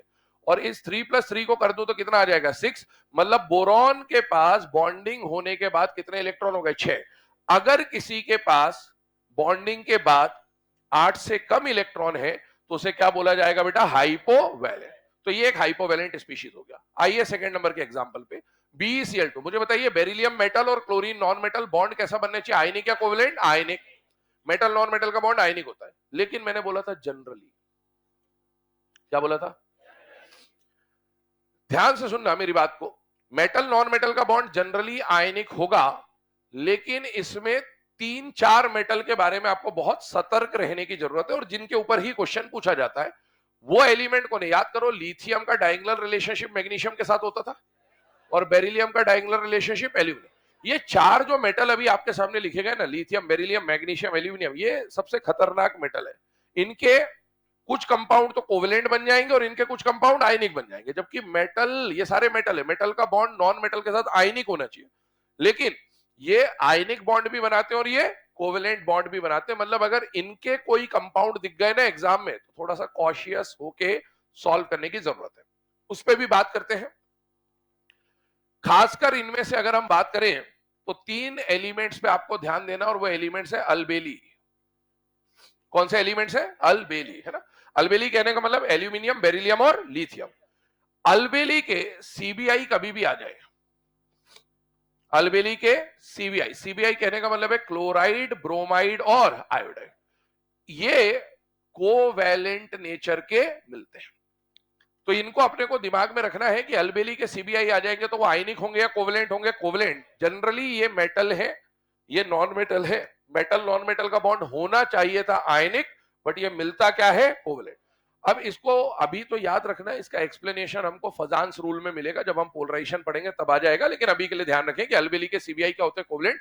कहने का मतलब ये हुआ कि एल्यूमिनियम का क्लोराइड मिल जाए, ब्रोमाइड मिल जाए, आयोडाइड मिल जाए, बेरिलियम का क्लोराइड मिल जाए, ब्रोमाइड मिल जाए, आयोडाइड मिल जाए, लिथियम का क्लोराइड, ब्रोमाइड, आयोडाइड मिल जाए, इनको आप ट्रीट करेंगे एज अ कोवेलेंट कंपाउंड। आइए इधर ध्यान दीजिएगा, इसको देखिए जरा ध्यान से। क्या ये अलबेली के सीबीआई में से कोई है या नहीं है? होना चाहिए था आयनिक, लेकिन होता क्या है? कोवेलेंट। अच्छा, कोवेलेंट बॉन्ड का फॉर्मेशन ट्रांसफर से होगा या शेयरिंग से होगा? शेयरिंग से। शेयरिंग है तो बेटा आप बताइए, बेरिलियम के वैलेंस शेल में कितने इलेक्ट्रॉन होते हैं? 2। क्लोरीन जब साइड एटम में आता है तो सिंगल बॉन्ड बनाता है, डबल या ट्रिपल? सिंगल। एक क्लोरीन एक बॉन्ड बनाएगा, दूसरा भी एक बॉन्ड बनाएगा, मतलब दोनों एक एक इलेक्ट्रॉन ट्रांसफर करेंगे, तो यार टोटल इलेक्ट्रॉन हो जाएंगे 4। क्या बॉन्डिंग के बाद जो सेंट्रल एटम के पास इलेक्ट्रॉन आ रहे हैं वो 8 है या 8 से कम है बेटा? 8 से कम। अगर 8 से कम इलेक्ट्रॉन आ गए मतलब वो क्या हो जाएगा बेटा? Hypovalent species. आइए सेकंड नंबर के एग्जांपल पे चलते हैं। Exception to Lewis octet rule या drawbacks of Lewis octet rule पे बात कर रहे हैं। पहला टाइप हो गया बेटा हाइपोवैलेंट, दूसरा टाइप होता है बेटा हाइपरवैलेंट, या फिर इन्हें एक्सपांडेड ऑक्टेट भी बोलते हैं। नाम से समझ में आ जाता है, एक्सपांडेड ऑक्टेट मतलब ऑक्टेट से ज्यादा इलेक्ट्रॉन यहां पर आ रहे होंगे। फॉर एग्जाम्पल, मान लीजिए आपको एक मॉलिक्यूल दिया गया PCl5, मॉलिक्यूल दिया गया SF6, मॉलिक्यूल दिया गया IF7, मॉलिक्यूल दिया गया SF4 एटसेट्रा। ये कुछ एग्जांपल है आपके सामने। पहले तो हमको इनके अंदर इलेक्ट्रॉन की काउंटिंग देखनी है सेंट्रल एटम में कि भैया उसका ऑक्टेट पूरा हुआ या नहीं हुआ, बट उससे पहले आपको यह पहचानना पड़ेगा कि इसके बीच में टाइप ऑफ बॉन्ड कैसा है, क्योंकि अगर कोवेलेंट होगा तो शेयरिंग के हिसाब से काउंटिंग होगी, और अगर आयनिक होगा तो ट्रांसफर के हिसाब से काउंटिंग होगी। खैर इधर ध्यान दीजिए, फॉस्फोरस के बारे में बताइए, मेटल या non metal? Non metal. Chlorine non metal. Non metal का बॉन्ड आयनिक या कोवेलेंट? कोवेलेंट। मुझे बताइए सल्फर मेटल या non metal? Non metal. Fluorine भी नॉन मेटल। नॉन मेटल का bond covalent. Non metal non metal non metal non metal, ये सारे के सारे नॉन मेटल के बॉन्ड हैं, और नॉन मेटल का बॉन्ड कैसा बनेगा? कोवेलेंट। कोवेलेंट बॉन्ड में ट्रांसफर होगा या शेयरिंग होगी? शेयरिंग। अब आइए काउंटिंग करते हैं। फॉस्फोरस सेंट्रल एटम है, उसके वैलेंस शेल में 5 इलेक्ट्रॉन, क्योंकि ग्रुप 15 का मेंबर है। क्लोरीन साइड एटम में जब आ रहा है तो कैसा बॉन्ड बनाएगा? सिंगल। एक क्लोरीन एक इलेक्ट्रॉन देगा तो 5 क्लोरीन मिलकर 5 इलेक्ट्रॉन देंगे, टोटल इलेक्ट्रॉन कितने हो गए? 10। 10 आने का मतलब क्या ये 8 से ज्यादा है या नहीं है बेटा? है। मतलब इसे क्या बोला जाएगा? हाइपर वैलेंट या फिर एक्सपांडेड। हाइपर, हाइपोटोनिक, हाइपरटोनिक, है ना। आइए SF6 के बारे में बात करें। सल्फर ग्रुप 16 का मेंबर है, इसके वैलेंस शेल में 6 इलेक्ट्रॉन है, और 6 फ्लोरीन मिलकर 6 इलेक्ट्रॉन देंगे सिंगल सिंगल, तो बेटा यहां पर आ जाएंगे 12 इलेक्ट्रॉन। 12 कहने का मतलब ये अगेन ऑक्टेट से ज्यादा है, मतलब ये भी हो जाएगा हाइपर वैलेंट। आयोडीन के पास 7 इलेक्ट्रॉन, वैलेंस शेल में 7 इलेक्ट्रॉन, फ्लोरीन से मिल जाएंगे, ये 14 हो जाएगा। और बेटा सल्फर में 6 और 4 फ्लोरीन से 4 इलेक्ट्रॉन मिल जाएंगे, ये आ जाएगा 10। तो ये जितने भी एग्जाम्पल आपके सामने लिखे हैं, इनके पास बॉन्डिंग के बाद या तो सेंट्रल एटम के पास 10, 12, 14 या फिर 10 इलेक्ट्रॉन है, मतलब ये 8 से ज्यादा है। इसका मतलब ये सारे के सारे एक्सपांडेड ऑक्टेट की कैटेगरी में आते हैं। नोट करिए इन्हें।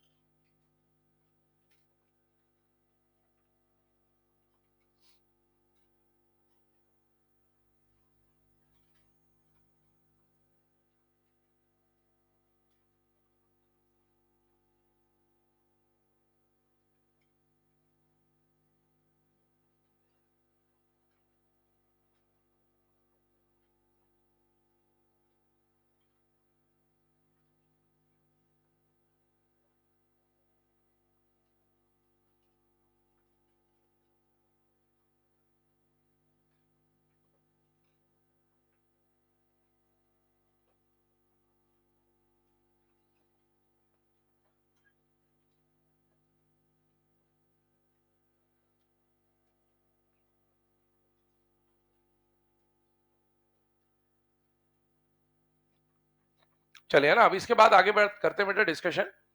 2 केस अभी हम लोगों ने पढ़े, तीसरे केस के ऊपर आ रहे हैं। तीसरे केस में एक नाम आपके सामने आ रहा है, स्यूडो इनर्ट गैस कॉन्फ़िगरेशन, और चौथे में आ रहा है pseudo inert gas plus 2 electron configuration. ये जो दोनों टर्म है ये हमको आगे जाके सिलेबस में काम आएगी, जब हम क्या पढ़ेंगे बेटा? पोलराइजेशन या फजांसुल। ठीक है। पहली बात, ऐसे कैटायन जिनके आउटर मोस्ट शेल में कितने इलेक्ट्रॉन होते हैं? 18, है ना। 18 टोटल नहीं, आउटर मोस्ट में 18 इलेक्ट्रॉन होते हैं, उनकी कॉन्फ़िगरेशन को क्या बोला जाता है बेटा? Pseudo inert gas. जैसे for example copper +1, Zn+2, gallium +3। मैं जिंक से आपको समझा देता हूं। जिंक के पास एटॉमिक नंबर 30 है, कॉन्फ़िगरेशन आपने लिखा 1s2 2s2 2p6 3s2 3p6 4s2 3d10। मैंने रीअरेंज कर दिया शेल नंबर के हिसाब से। जिंक पे कितना चार्ज लाना है? 2+। +2 आने का मतलब जो आउटर मोस्ट शेल के 2 इलेक्ट्रॉन है वो निकल गए। अब ये 2 इलेक्ट्रॉन अगर निकल गए तो मुझे बताइए इसका आउटर मोस्ट शेल अब 4th रह गया या 3rd बन गया बेटा? 3rd, क्योंकि 4th में तो कोई इलेक्ट्रॉन है ही नहीं। अब आप मुझे बताइए इस आउटर मोस्ट शेल में टोटल इलेक्ट्रॉन जो आपको देखने को मिल रहे हैं, क्या वो 18 है या नहीं है बेटा? है।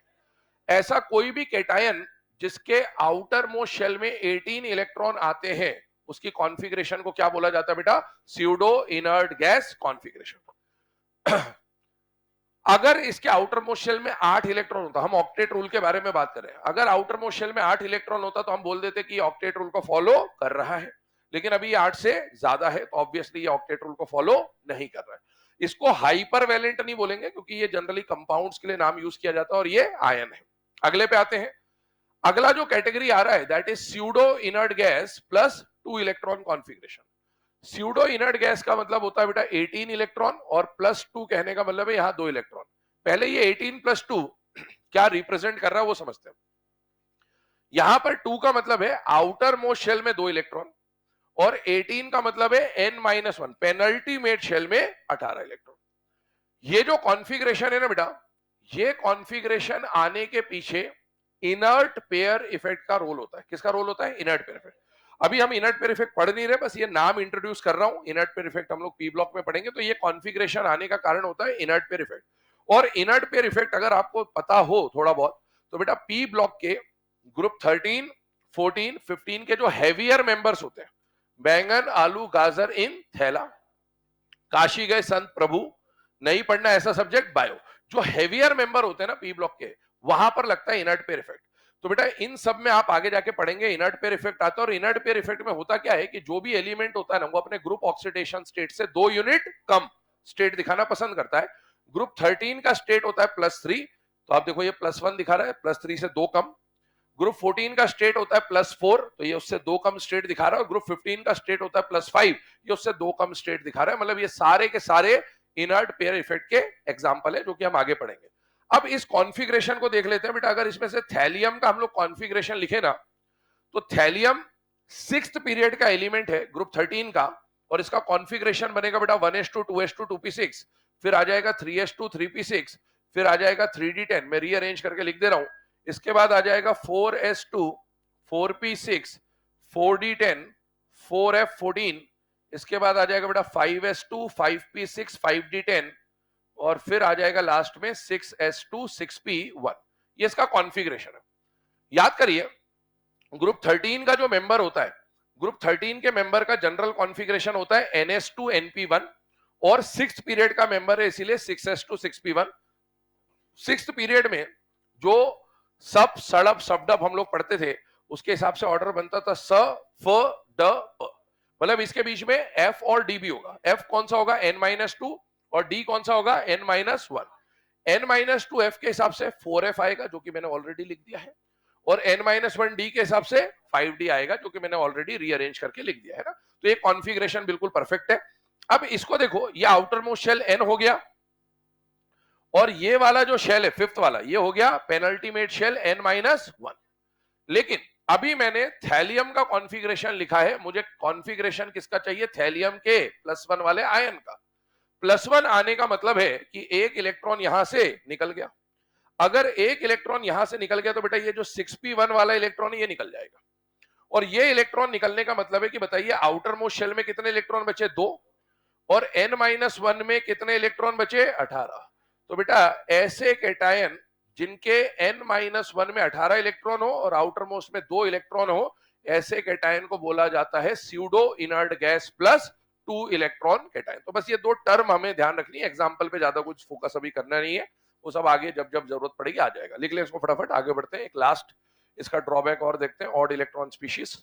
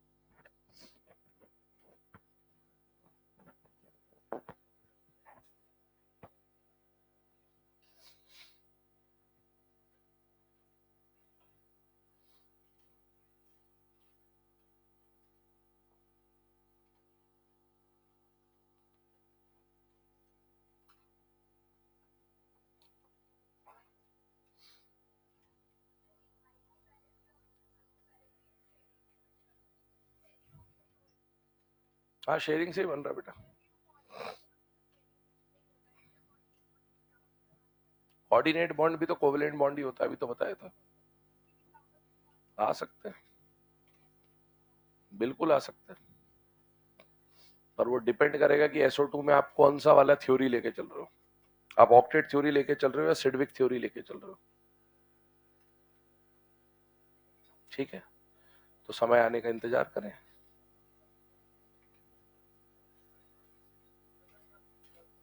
समय से पहले और भाग्य से ज्यादा न मिला है न मिलेगा, सही समय का इंतजार करें। लिख लिया भाई सबने ये?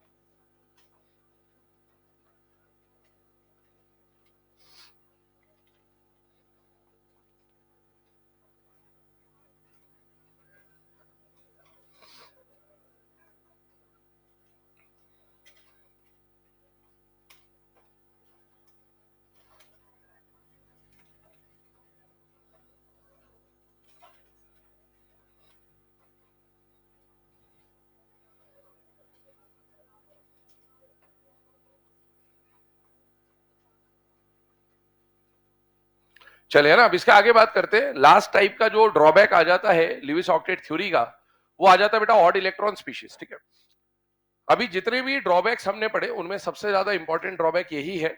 और बेसिकली यहां पर हम लोग आगे जाके सिलेबस में पैरामैग्नेटिक और डायामैग्नेटिक दो टर्म्स पे डिस्कशन करते हैं, तो वो यहां से इंट्रोडक्शन आता है उसका। सबसे पहले ऑड इलेक्ट्रॉन स्पीशीज होते क्या है या इनको पहचानना कैसे और ये किस तरह से ऑक्टेट रूल के एक्सेप्शन है, ड्रॉबैक है, उस पर बात करते हैं। दो एग्जांपल आपके सामने लिखे। पहला एग्जांपल लिखा बेटा NO2। आइए से स्टार्ट करते हैं। NO2 में जब भी आपको चेक करना है कि जो भी गिवन स्पीशीज है वो ऑड इलेक्ट्रॉन स्पीशीज है या नहीं है, तो उसके दो तरीके होते हैं। या तो आप उसके अंदर के टोटल वैलेंस इलेक्ट्रॉन काउंट कर लीजिए। टोटल वैलेंस इलेक्ट्रॉन कहने का मतलब सेंट्रल और साइड दोनों के मिला के वैलेंस इलेक्ट्रॉन काउंट कर लीजिए। और या फिर आप पूरे स्पीशीज के टोटल इलेक्ट्रॉन ही काउंट कर लीजिए। दोनों तरीकों से आप कर सकते हैं, जो आपको बेटर लगे आप उससे कर लीजिएगा। मैं दोनों बता दे रहा हूं फिलहाल में। NO2 टोटल वैलेंस इलेक्ट्रॉन निकालना बेटा। नाइट्रोजन के वैलेंस शेल में कितने इलेक्ट्रॉन होते हैं? 5, ग्रुप 15 का मेंबर है। और ऑक्सीजन ग्रुप 16 का मेंबर है, तो उसके वैलेंस शेल में 6। कितने ऑक्सीजन है? 2, तो 6 2 जा 12। अगर मैं दोनों के वैलेंस इलेक्ट्रॉन को ऐड कर दूं तो यहां पर एक नंबर आ रहा है 17। 17 नंबर जो है ये इवन है या ऑड है? ऑड। तो ऐसा कोई भी स्पीशीज जिसके टोटल वैलेंस इलेक्ट्रॉन का जो सम है वो ऑड आ जाए, चाहे 1 3 5 7 कोई भी ऑड नंबर आ जाए, उन्हें क्या कहा जाएगा बेटा? Odd electron species. Total electron भी निकाल सकते हैं आप। नाइट्रोजन का एटॉमिक नंबर 7 होता है, ऑक्सीजन का एटॉमिक नंबर 8 होता है। 8 टूजा कर दिया 16, ऐड करने पर आ जाएगा 23। मतलब इसके अंदर अगर मैं टोटल इलेक्ट्रॉन काउंट करूंगा तो कितने आ जाएंगे? 23। और बेटा 23 अगर आप देखो तो क्या 23 भी एक ऑड नंबर है या नहीं है? है। वैलेंस इलेक्ट्रॉन देखो, टोटल इलेक्ट्रॉन देखो, नंबर भले अलग अलग होंगे लेकिन ये ऑड है तो वो भी ऑड ही आएगा, और अगर ये कभी इवन आएगा तो वो भी इवन ही आएगा। ये बात की गारंटी होती है। तो आप देखें NO2 में आपको जो नंबर मिल रहा है वो ऑड नंबर मिल रहा है, और ऐसे स्पीशीज जिनके अंदर ऑड नंबर आ जाते हैं टोटल इलेक्ट्रॉन या वैलेंस इलेक्ट्रॉन में, उन्हें क्या कहा जाता है? Odd electron species. Same ClO3 के लिए भी हम कैलकुलेट कर सकते हैं। क्लोरीन के वैलेंस शेल में 7 इलेक्ट्रॉन होते हैं बेटा, ऑक्सीजन के वैलेंस शेल में 6, और 6 3 जा 18। सॉल्व करने पर आपको 25 मिल जाता है, जो कि अगेन एक ऑड नंबर है। और अगर मैं टोटल इलेक्ट्रॉन की बात करूं तो क्लोरीन का एटॉमिक नंबर 17 है, ऑक्सीजन का 8, 8 3 जा 24।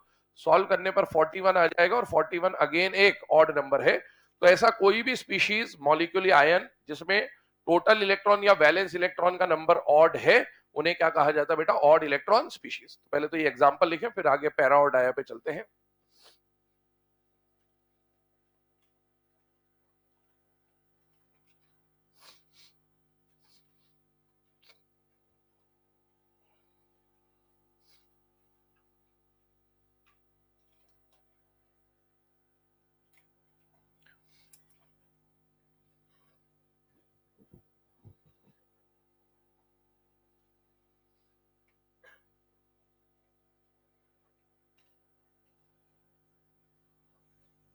क्या हो गया?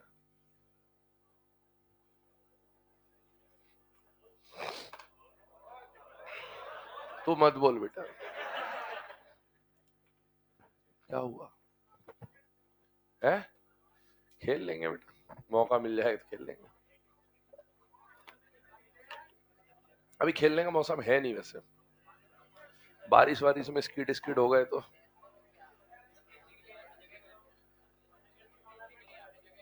यहाँ थोड़ी होगा, तो बॉक्स में होगा।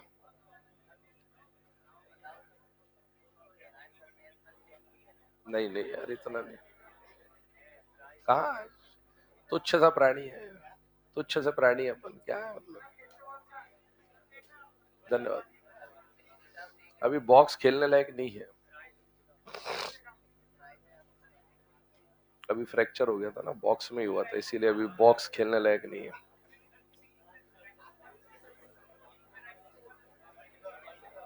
चलते रहता है भाई। हो गया, लिख लिया तुमने? चलो, आराम से विस्तार से बात करेंगे कभी, है ना।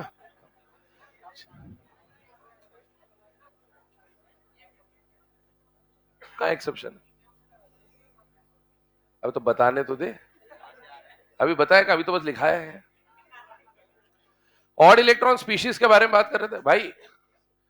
चारों खड़े रहना, चारों खड़े हो जाओ। अरे पहले खड़े हो जाओ, इधर आओ, इधर बाहर आओ।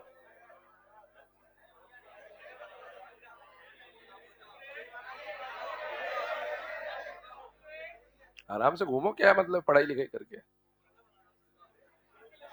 जाओ जाओ जाओ, आराम से घूमो। हाँ, तुम्हारा क्या है? अरे रुक जाओ, ये भी, तू भी तो गया था इनके साथ ही, नहीं गया था? आसपास वाले गवाही दें, यहाँ बैठा था, फिर अब वहां चला गया। बस बैठ जा फिर, तो तू बैठ जा। कल से कक्षा चालू होने के बाद जो बाहर गया वो बाहर ही रहेगा, पहला कानून। और दूसरा, कक्षा चालू होने के बाद जो अंदर आने की कोशिश करेगा वो भी बाहर ही रहेगा। ये बात ध्यान रखना, बिल्कुल अच्छी तरीके से समझा दे रहा हूं आज। कल से इसका कोई एक्सेप्शन नहीं है, कल से।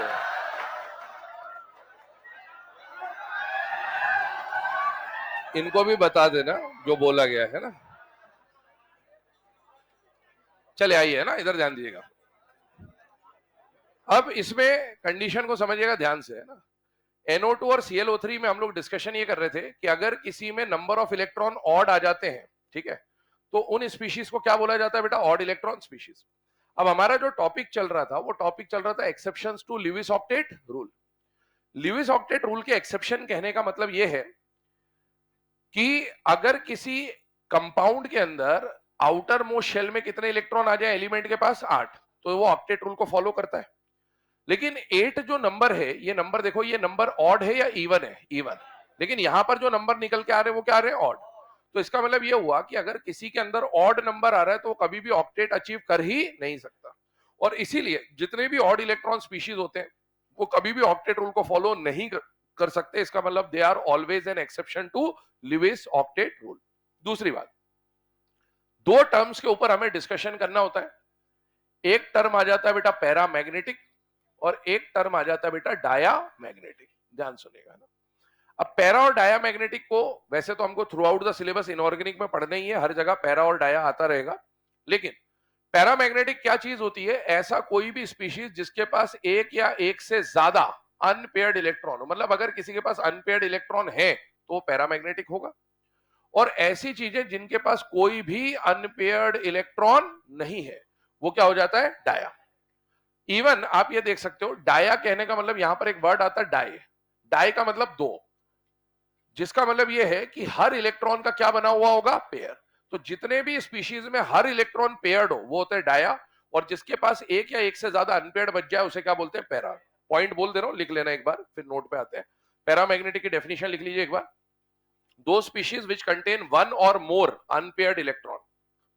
पैरामैग्नेटिक के बारे में लिख लीजिएगा, दो स्पीशीज विच कंटेन वन और मोर अनपेयर्ड इलेक्ट्रॉन। दो स्पीशीज विच कंटेन वन और मोर अनपेयर्ड इलेक्ट्रॉन।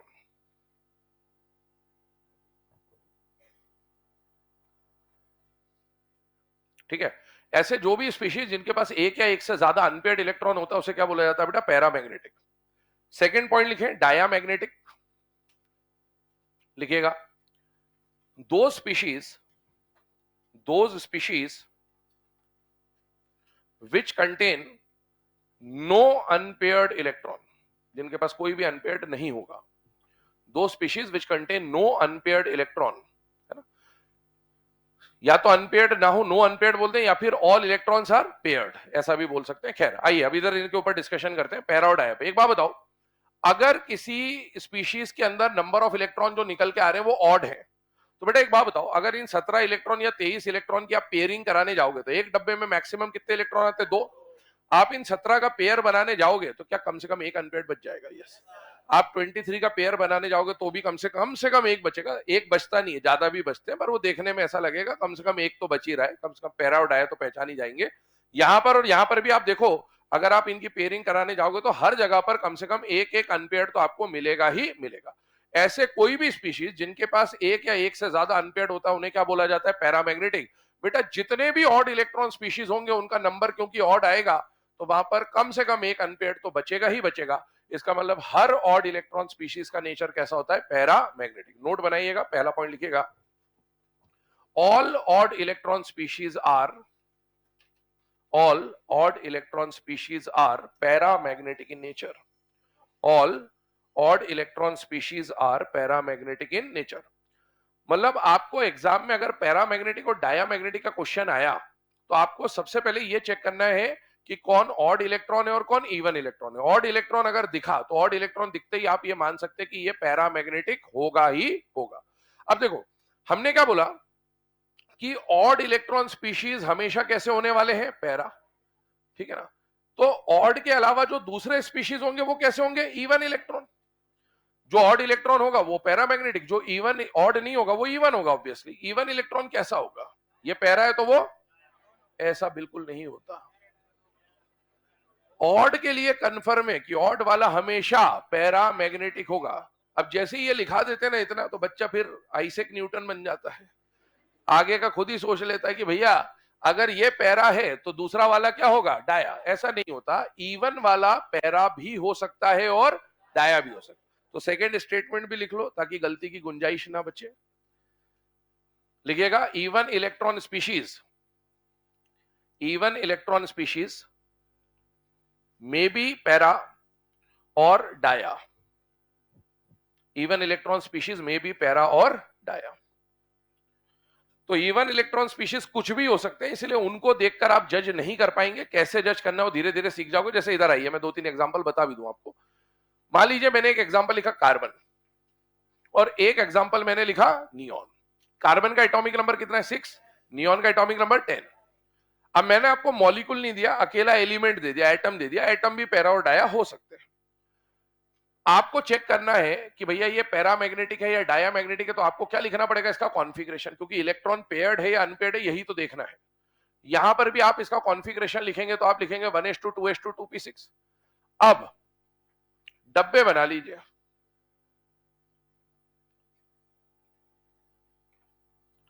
चेक करिए, यहां पर S2 ऐसा होगा और P2 ऐसा होगा, और यहां पर S2 ऐसा होगा और P1 2 3 4 5 6 ऐसा होगा। ये ऑड इलेक्ट्रॉन है या इवन इलेक्ट्रॉन है? ये क्या है? इवन वाला क्या अनपेयर्ड इलेक्ट्रॉन रख सकता है या नहीं रख सकता? रख सकता है। और इवन वाले में अनपेयर्ड इलेक्ट्रॉन ना भी हो, ऐसा भी हो सकता है। तो इवन इलेक्ट्रॉन वाला पैरामैग्नेटिक भी निकल सकता है और डाया भी निकल सकता है। बस ये दिमाग में रखें, अभी क्वेश्चन हम लोग करेंगे। ठीक है, तो ध्यान से देखिएगा, ऑड इलेक्ट्रॉन हमेशा पैरामैग्नेटिक होगा क्योंकि उसके पास कम से कम एक अनपेयर्ड होगा। लेकिन इवन इलेक्ट्रॉन वाला कैसा भी हो सकता है, वो पैरा भी हो सकता है, वो डाया भी हो सकता है। आइए अब इसके बाद ये जितना अभी हमने पढ़ा उसके ऊपर क्वेश्चंस डिस्कस करते हैं कि क्या क्या क्वेश्चन फ्रेम हो सकते हैं। क्वेश्चन लिखिएगा पहला, which of the following is an odd electron species? Which of the following is an odd electron species? पहला ऑप्शन लिखे CO2, दूसरा ऑप्शन लिखें NO, तीसरा ऑप्शन लिखें N2O, चौथा ऑप्शन लिखें CCl4, CCl4 कार्बन टेट्राक्लोराइड। आपको इसमें चेक करना है कौन ऑड इलेक्ट्रॉन है, तो आपको नंबर ऑफ इलेक्ट्रॉन काउंट कर लेना, या तो वैलेंस इलेक्ट्रॉन देख लो टोटल, या फिर टोटल इलेक्ट्रॉन देख लो, जैसा भी आप चाहें। Correct answer is second, NO। NO का जब आप काउंटिंग करोगे तो 7 + 8 15 आ रहा है, टोटल इलेक्ट्रॉन की बात कर रहा हूं, वही ऑड है, बाकी सब इवन इलेक्ट्रॉन है। ठीक है, आप इलेक्ट्रॉन काउंटिंग करके देख लीजिएगा, आपको मिल जाएगा। अगला क्वेश्चन लिखें, विच ऑफ द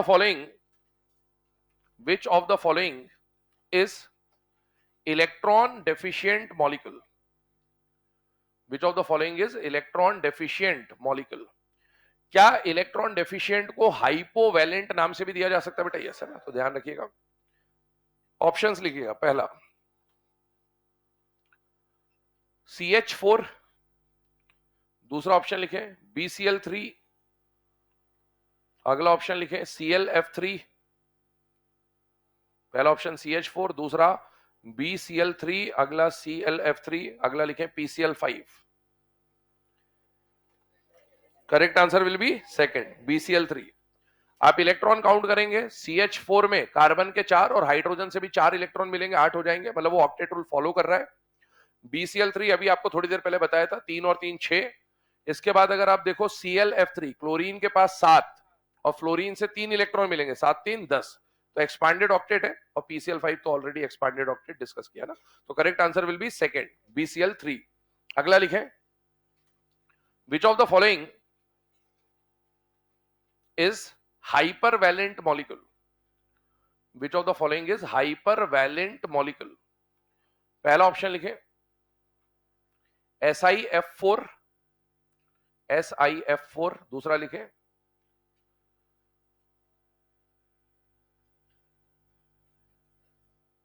लिखेगा दूसरा ऑप्शन ClF3, तीसरा ऑप्शन लिखेगा SF4, चौथा ऑप्शन लिखेगा CO2। बताइए, दो आंसर है इसके, दो आंसर है इसके, सेकंड और थर्ड है ना। ClF3 भी हाइपरवैलेंट है और SF4 भी हाइपरवैलेंट है ना, दोनों की काउंटिंग करके देख लीजिए आराम से, दोनों में 10-10 इलेक्ट्रॉन आ रहे बेटा ना। अगला क्वेश्चन लिखे, which of the following is paramagnetic species? Which of the following is paramagnetic species? पहला ऑप्शन लिखिएगा मैग्नीशियम, दूसरा ऑप्शन लिखिएगा नियॉन, तीसरा ऑप्शन लिखिएगा सिलिकॉन, चौथा ऑप्शन लिखिएगा आर्गन लिख लीजिए। चलिए, correct answer third option, third option, आराम से देख लीजिए। पैरामैग्नेटिक पूछा है भाई, पैरामैग्नेटिक मतलब अनपेयर्ड इलेक्ट्रॉन। अनपेयर्ड के लिए सबसे पहले क्या देखते हैं? ऑड। ऑड इनमें से कोई है ही नहीं, आराम से देख लीजिए। पहले ऑड होता तो अपन डायरेक्टली टिक कर देते, लेकिन ऑड नहीं है, सारे के सारे इवन है। मैग्नीशियम 12 है ना, अगला कौन है? नियॉन 10, अगला कौन है? सिलिकॉन 14, अगला कौन है? आर्गन 18। ये सब इवन इलेक्ट्रॉन है। अब इवन वाला पैरा भी हो सकता है और इवन वाला डाया भी हो सकता है।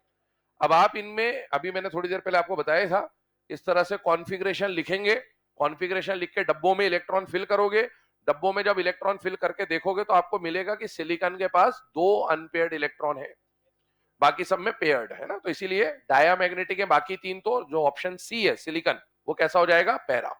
अगला क्वेश्चन लिखे, है ना, वरना सिर्फ ऑड ऑड पढ़ के चले जाओगे तो ऑड अगर मिले ही नहीं ऑप्शन में तो क्या ही कर लोगे, है ना, तो इसलिए सॉल्व करना तो आना ही चाहिए कुछ कुछ, है ना। क्वेश्चन लिखे अगला, which of the following is paramagnetic? Which of the following is paramagnetic? और अगर अभी किसी के मन में वो सवाल आ रहा हो कि सर नियॉन तो हमने 10 इलेक्ट्रॉन हमने पैरामैग्नेटिक पढ़ा था और ऐसा वैसा, और सर ऑक्सीजन के बारे में हमने पैरामैग्नेटिक पढ़ा था, तो अभी भूल जाएं थोड़ी देर के लिए, जब एमओटी आएगा तब बात करेंगे, है ना, इत्मीनान से। तब तक के लिए अगर किसी के मन में ऐसी दुविधा है, 10 इलेक्ट्रॉन, 16 इलेक्ट्रॉन, 32 इलेक्ट्रॉन, कुछ कुछ ऐसा पढ़ लेते हैं तो थोड़ा बहुत याद रह जाता है, धुंधला धुंधला सा, तो उसको भूल जाए, अभी बाद में बात करेंगे उस पर। अगर आपको वो याद है और आप उसके हिसाब से पैरा डाया देख रहे हो तो आप गलत देख रहे हैं, ठीक है। चलिए अगला लिखें, which of the following is paramagnetic, options लिखिएगा। पहला ऑप्शन लिखिएगा बेरिलियम, बेरिलियम। अगला ऑप्शन लिखिएगा नियॉन। अगला ऑप्शन लिखिएगा नाइट्रोजन। अगला ऑप्शन लिखिएगा magnesium. Correct answer is nitrogen. इस बार सॉल्व करना बहुत इजी था क्योंकि अपने को इस बार ऑड दिया हुआ था, नाइट्रोजन ऑड इलेक्ट्रॉन है, देखा और टिक करा, आंसर घर आ गए, ठीक है ना। चलिए अगला क्वेश्चन लिखें, which of the following is paramagnetic. पहला ऑप्शन CCl4, दूसरा ऑप्शन SO3, तीसरा ऑप्शन N2O, चौथा option NO। Correct answer NO है ना। NO ऑड इलेक्ट्रॉन है, बाकी सारे के सारे इवन इलेक्ट्रॉन है, तो आप डायरेक्टली अभी एक ही ऑप्शन होगा कोई सही, तो आप टिक कर सकते हैं NO को, ठीक है। अगला क्वेश्चन लिखे, which of the following is diamagnetic in nature. Which of the following is diamagnetic in nature. Option लिखिएगा पहला, क्या बेटे, ऐसे ही होता है बेटा, जल्दी लिखा करो, स्पीड बढ़ाओ, ऐसे आजू बाजू वालों की कॉपी देख लिया करो। विच ऑफ द फॉलोइंग, इतना ही लिखना होता है, ऐसे ही लिखते हैं बेटा, which of the following diamagnetic, हो गया खत्म, इतना ही तो लिखना होता है। Which of the following is diamagnetic, ठीक है। लिखिए पहला ऑप्शन नाइट्रोजन, दूसरा ऑप्शन सोडियम, तीसरा ऑप्शन फॉस्फोरस, चौथा ऑप्शन कैल्शियम। एक ही आंसर है, क्लियर दिख जाएगा। क्यों दिख जाएगा, तीन ऑड दे रखे हैं और एक इवन दे रखा है, तो जो ऑड इलेक्ट्रॉन है शुरू के तीनों ऑप्शन वो तो कैसे होंगे, पैरा पैरा और पैरा, तो डाया एक ही होगा, वो कौन हो गया, कैल्शियम। अगला क्वेश्चन लिखे, which of the following is diamagnetic in nature.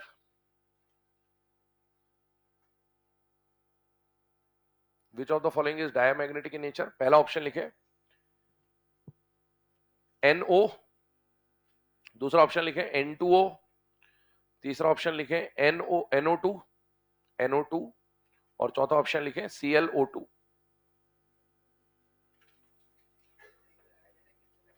Again आप ऑड इलेक्ट्रॉन चेक करोगे तो पहला, तीसरा और चौथा ऑड इलेक्ट्रॉन आएंगे, केवल दूसरा वाला जो ऑप्शन है वो इवन इलेक्ट्रॉन आएगा, तो वही हो जाएगा आपका डायामैग्नेटिक केस, है ना।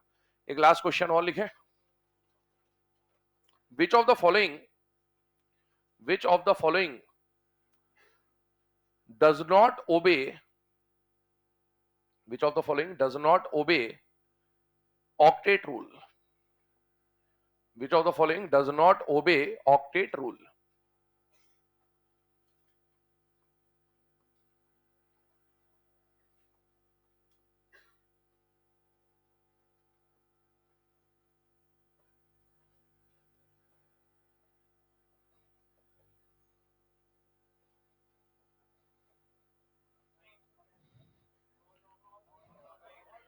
पांचवा ऑल ऑफ दिस, दूसरा और छठा वाला जो है नन ऑफ दिस, है ना।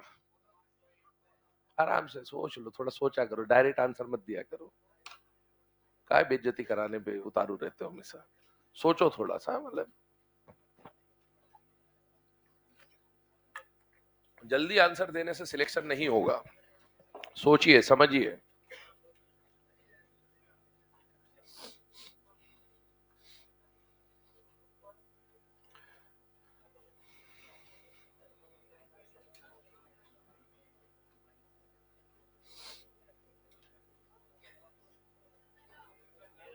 पहला ऑल, और किसी का कोई आंसर, क्या आंसर है।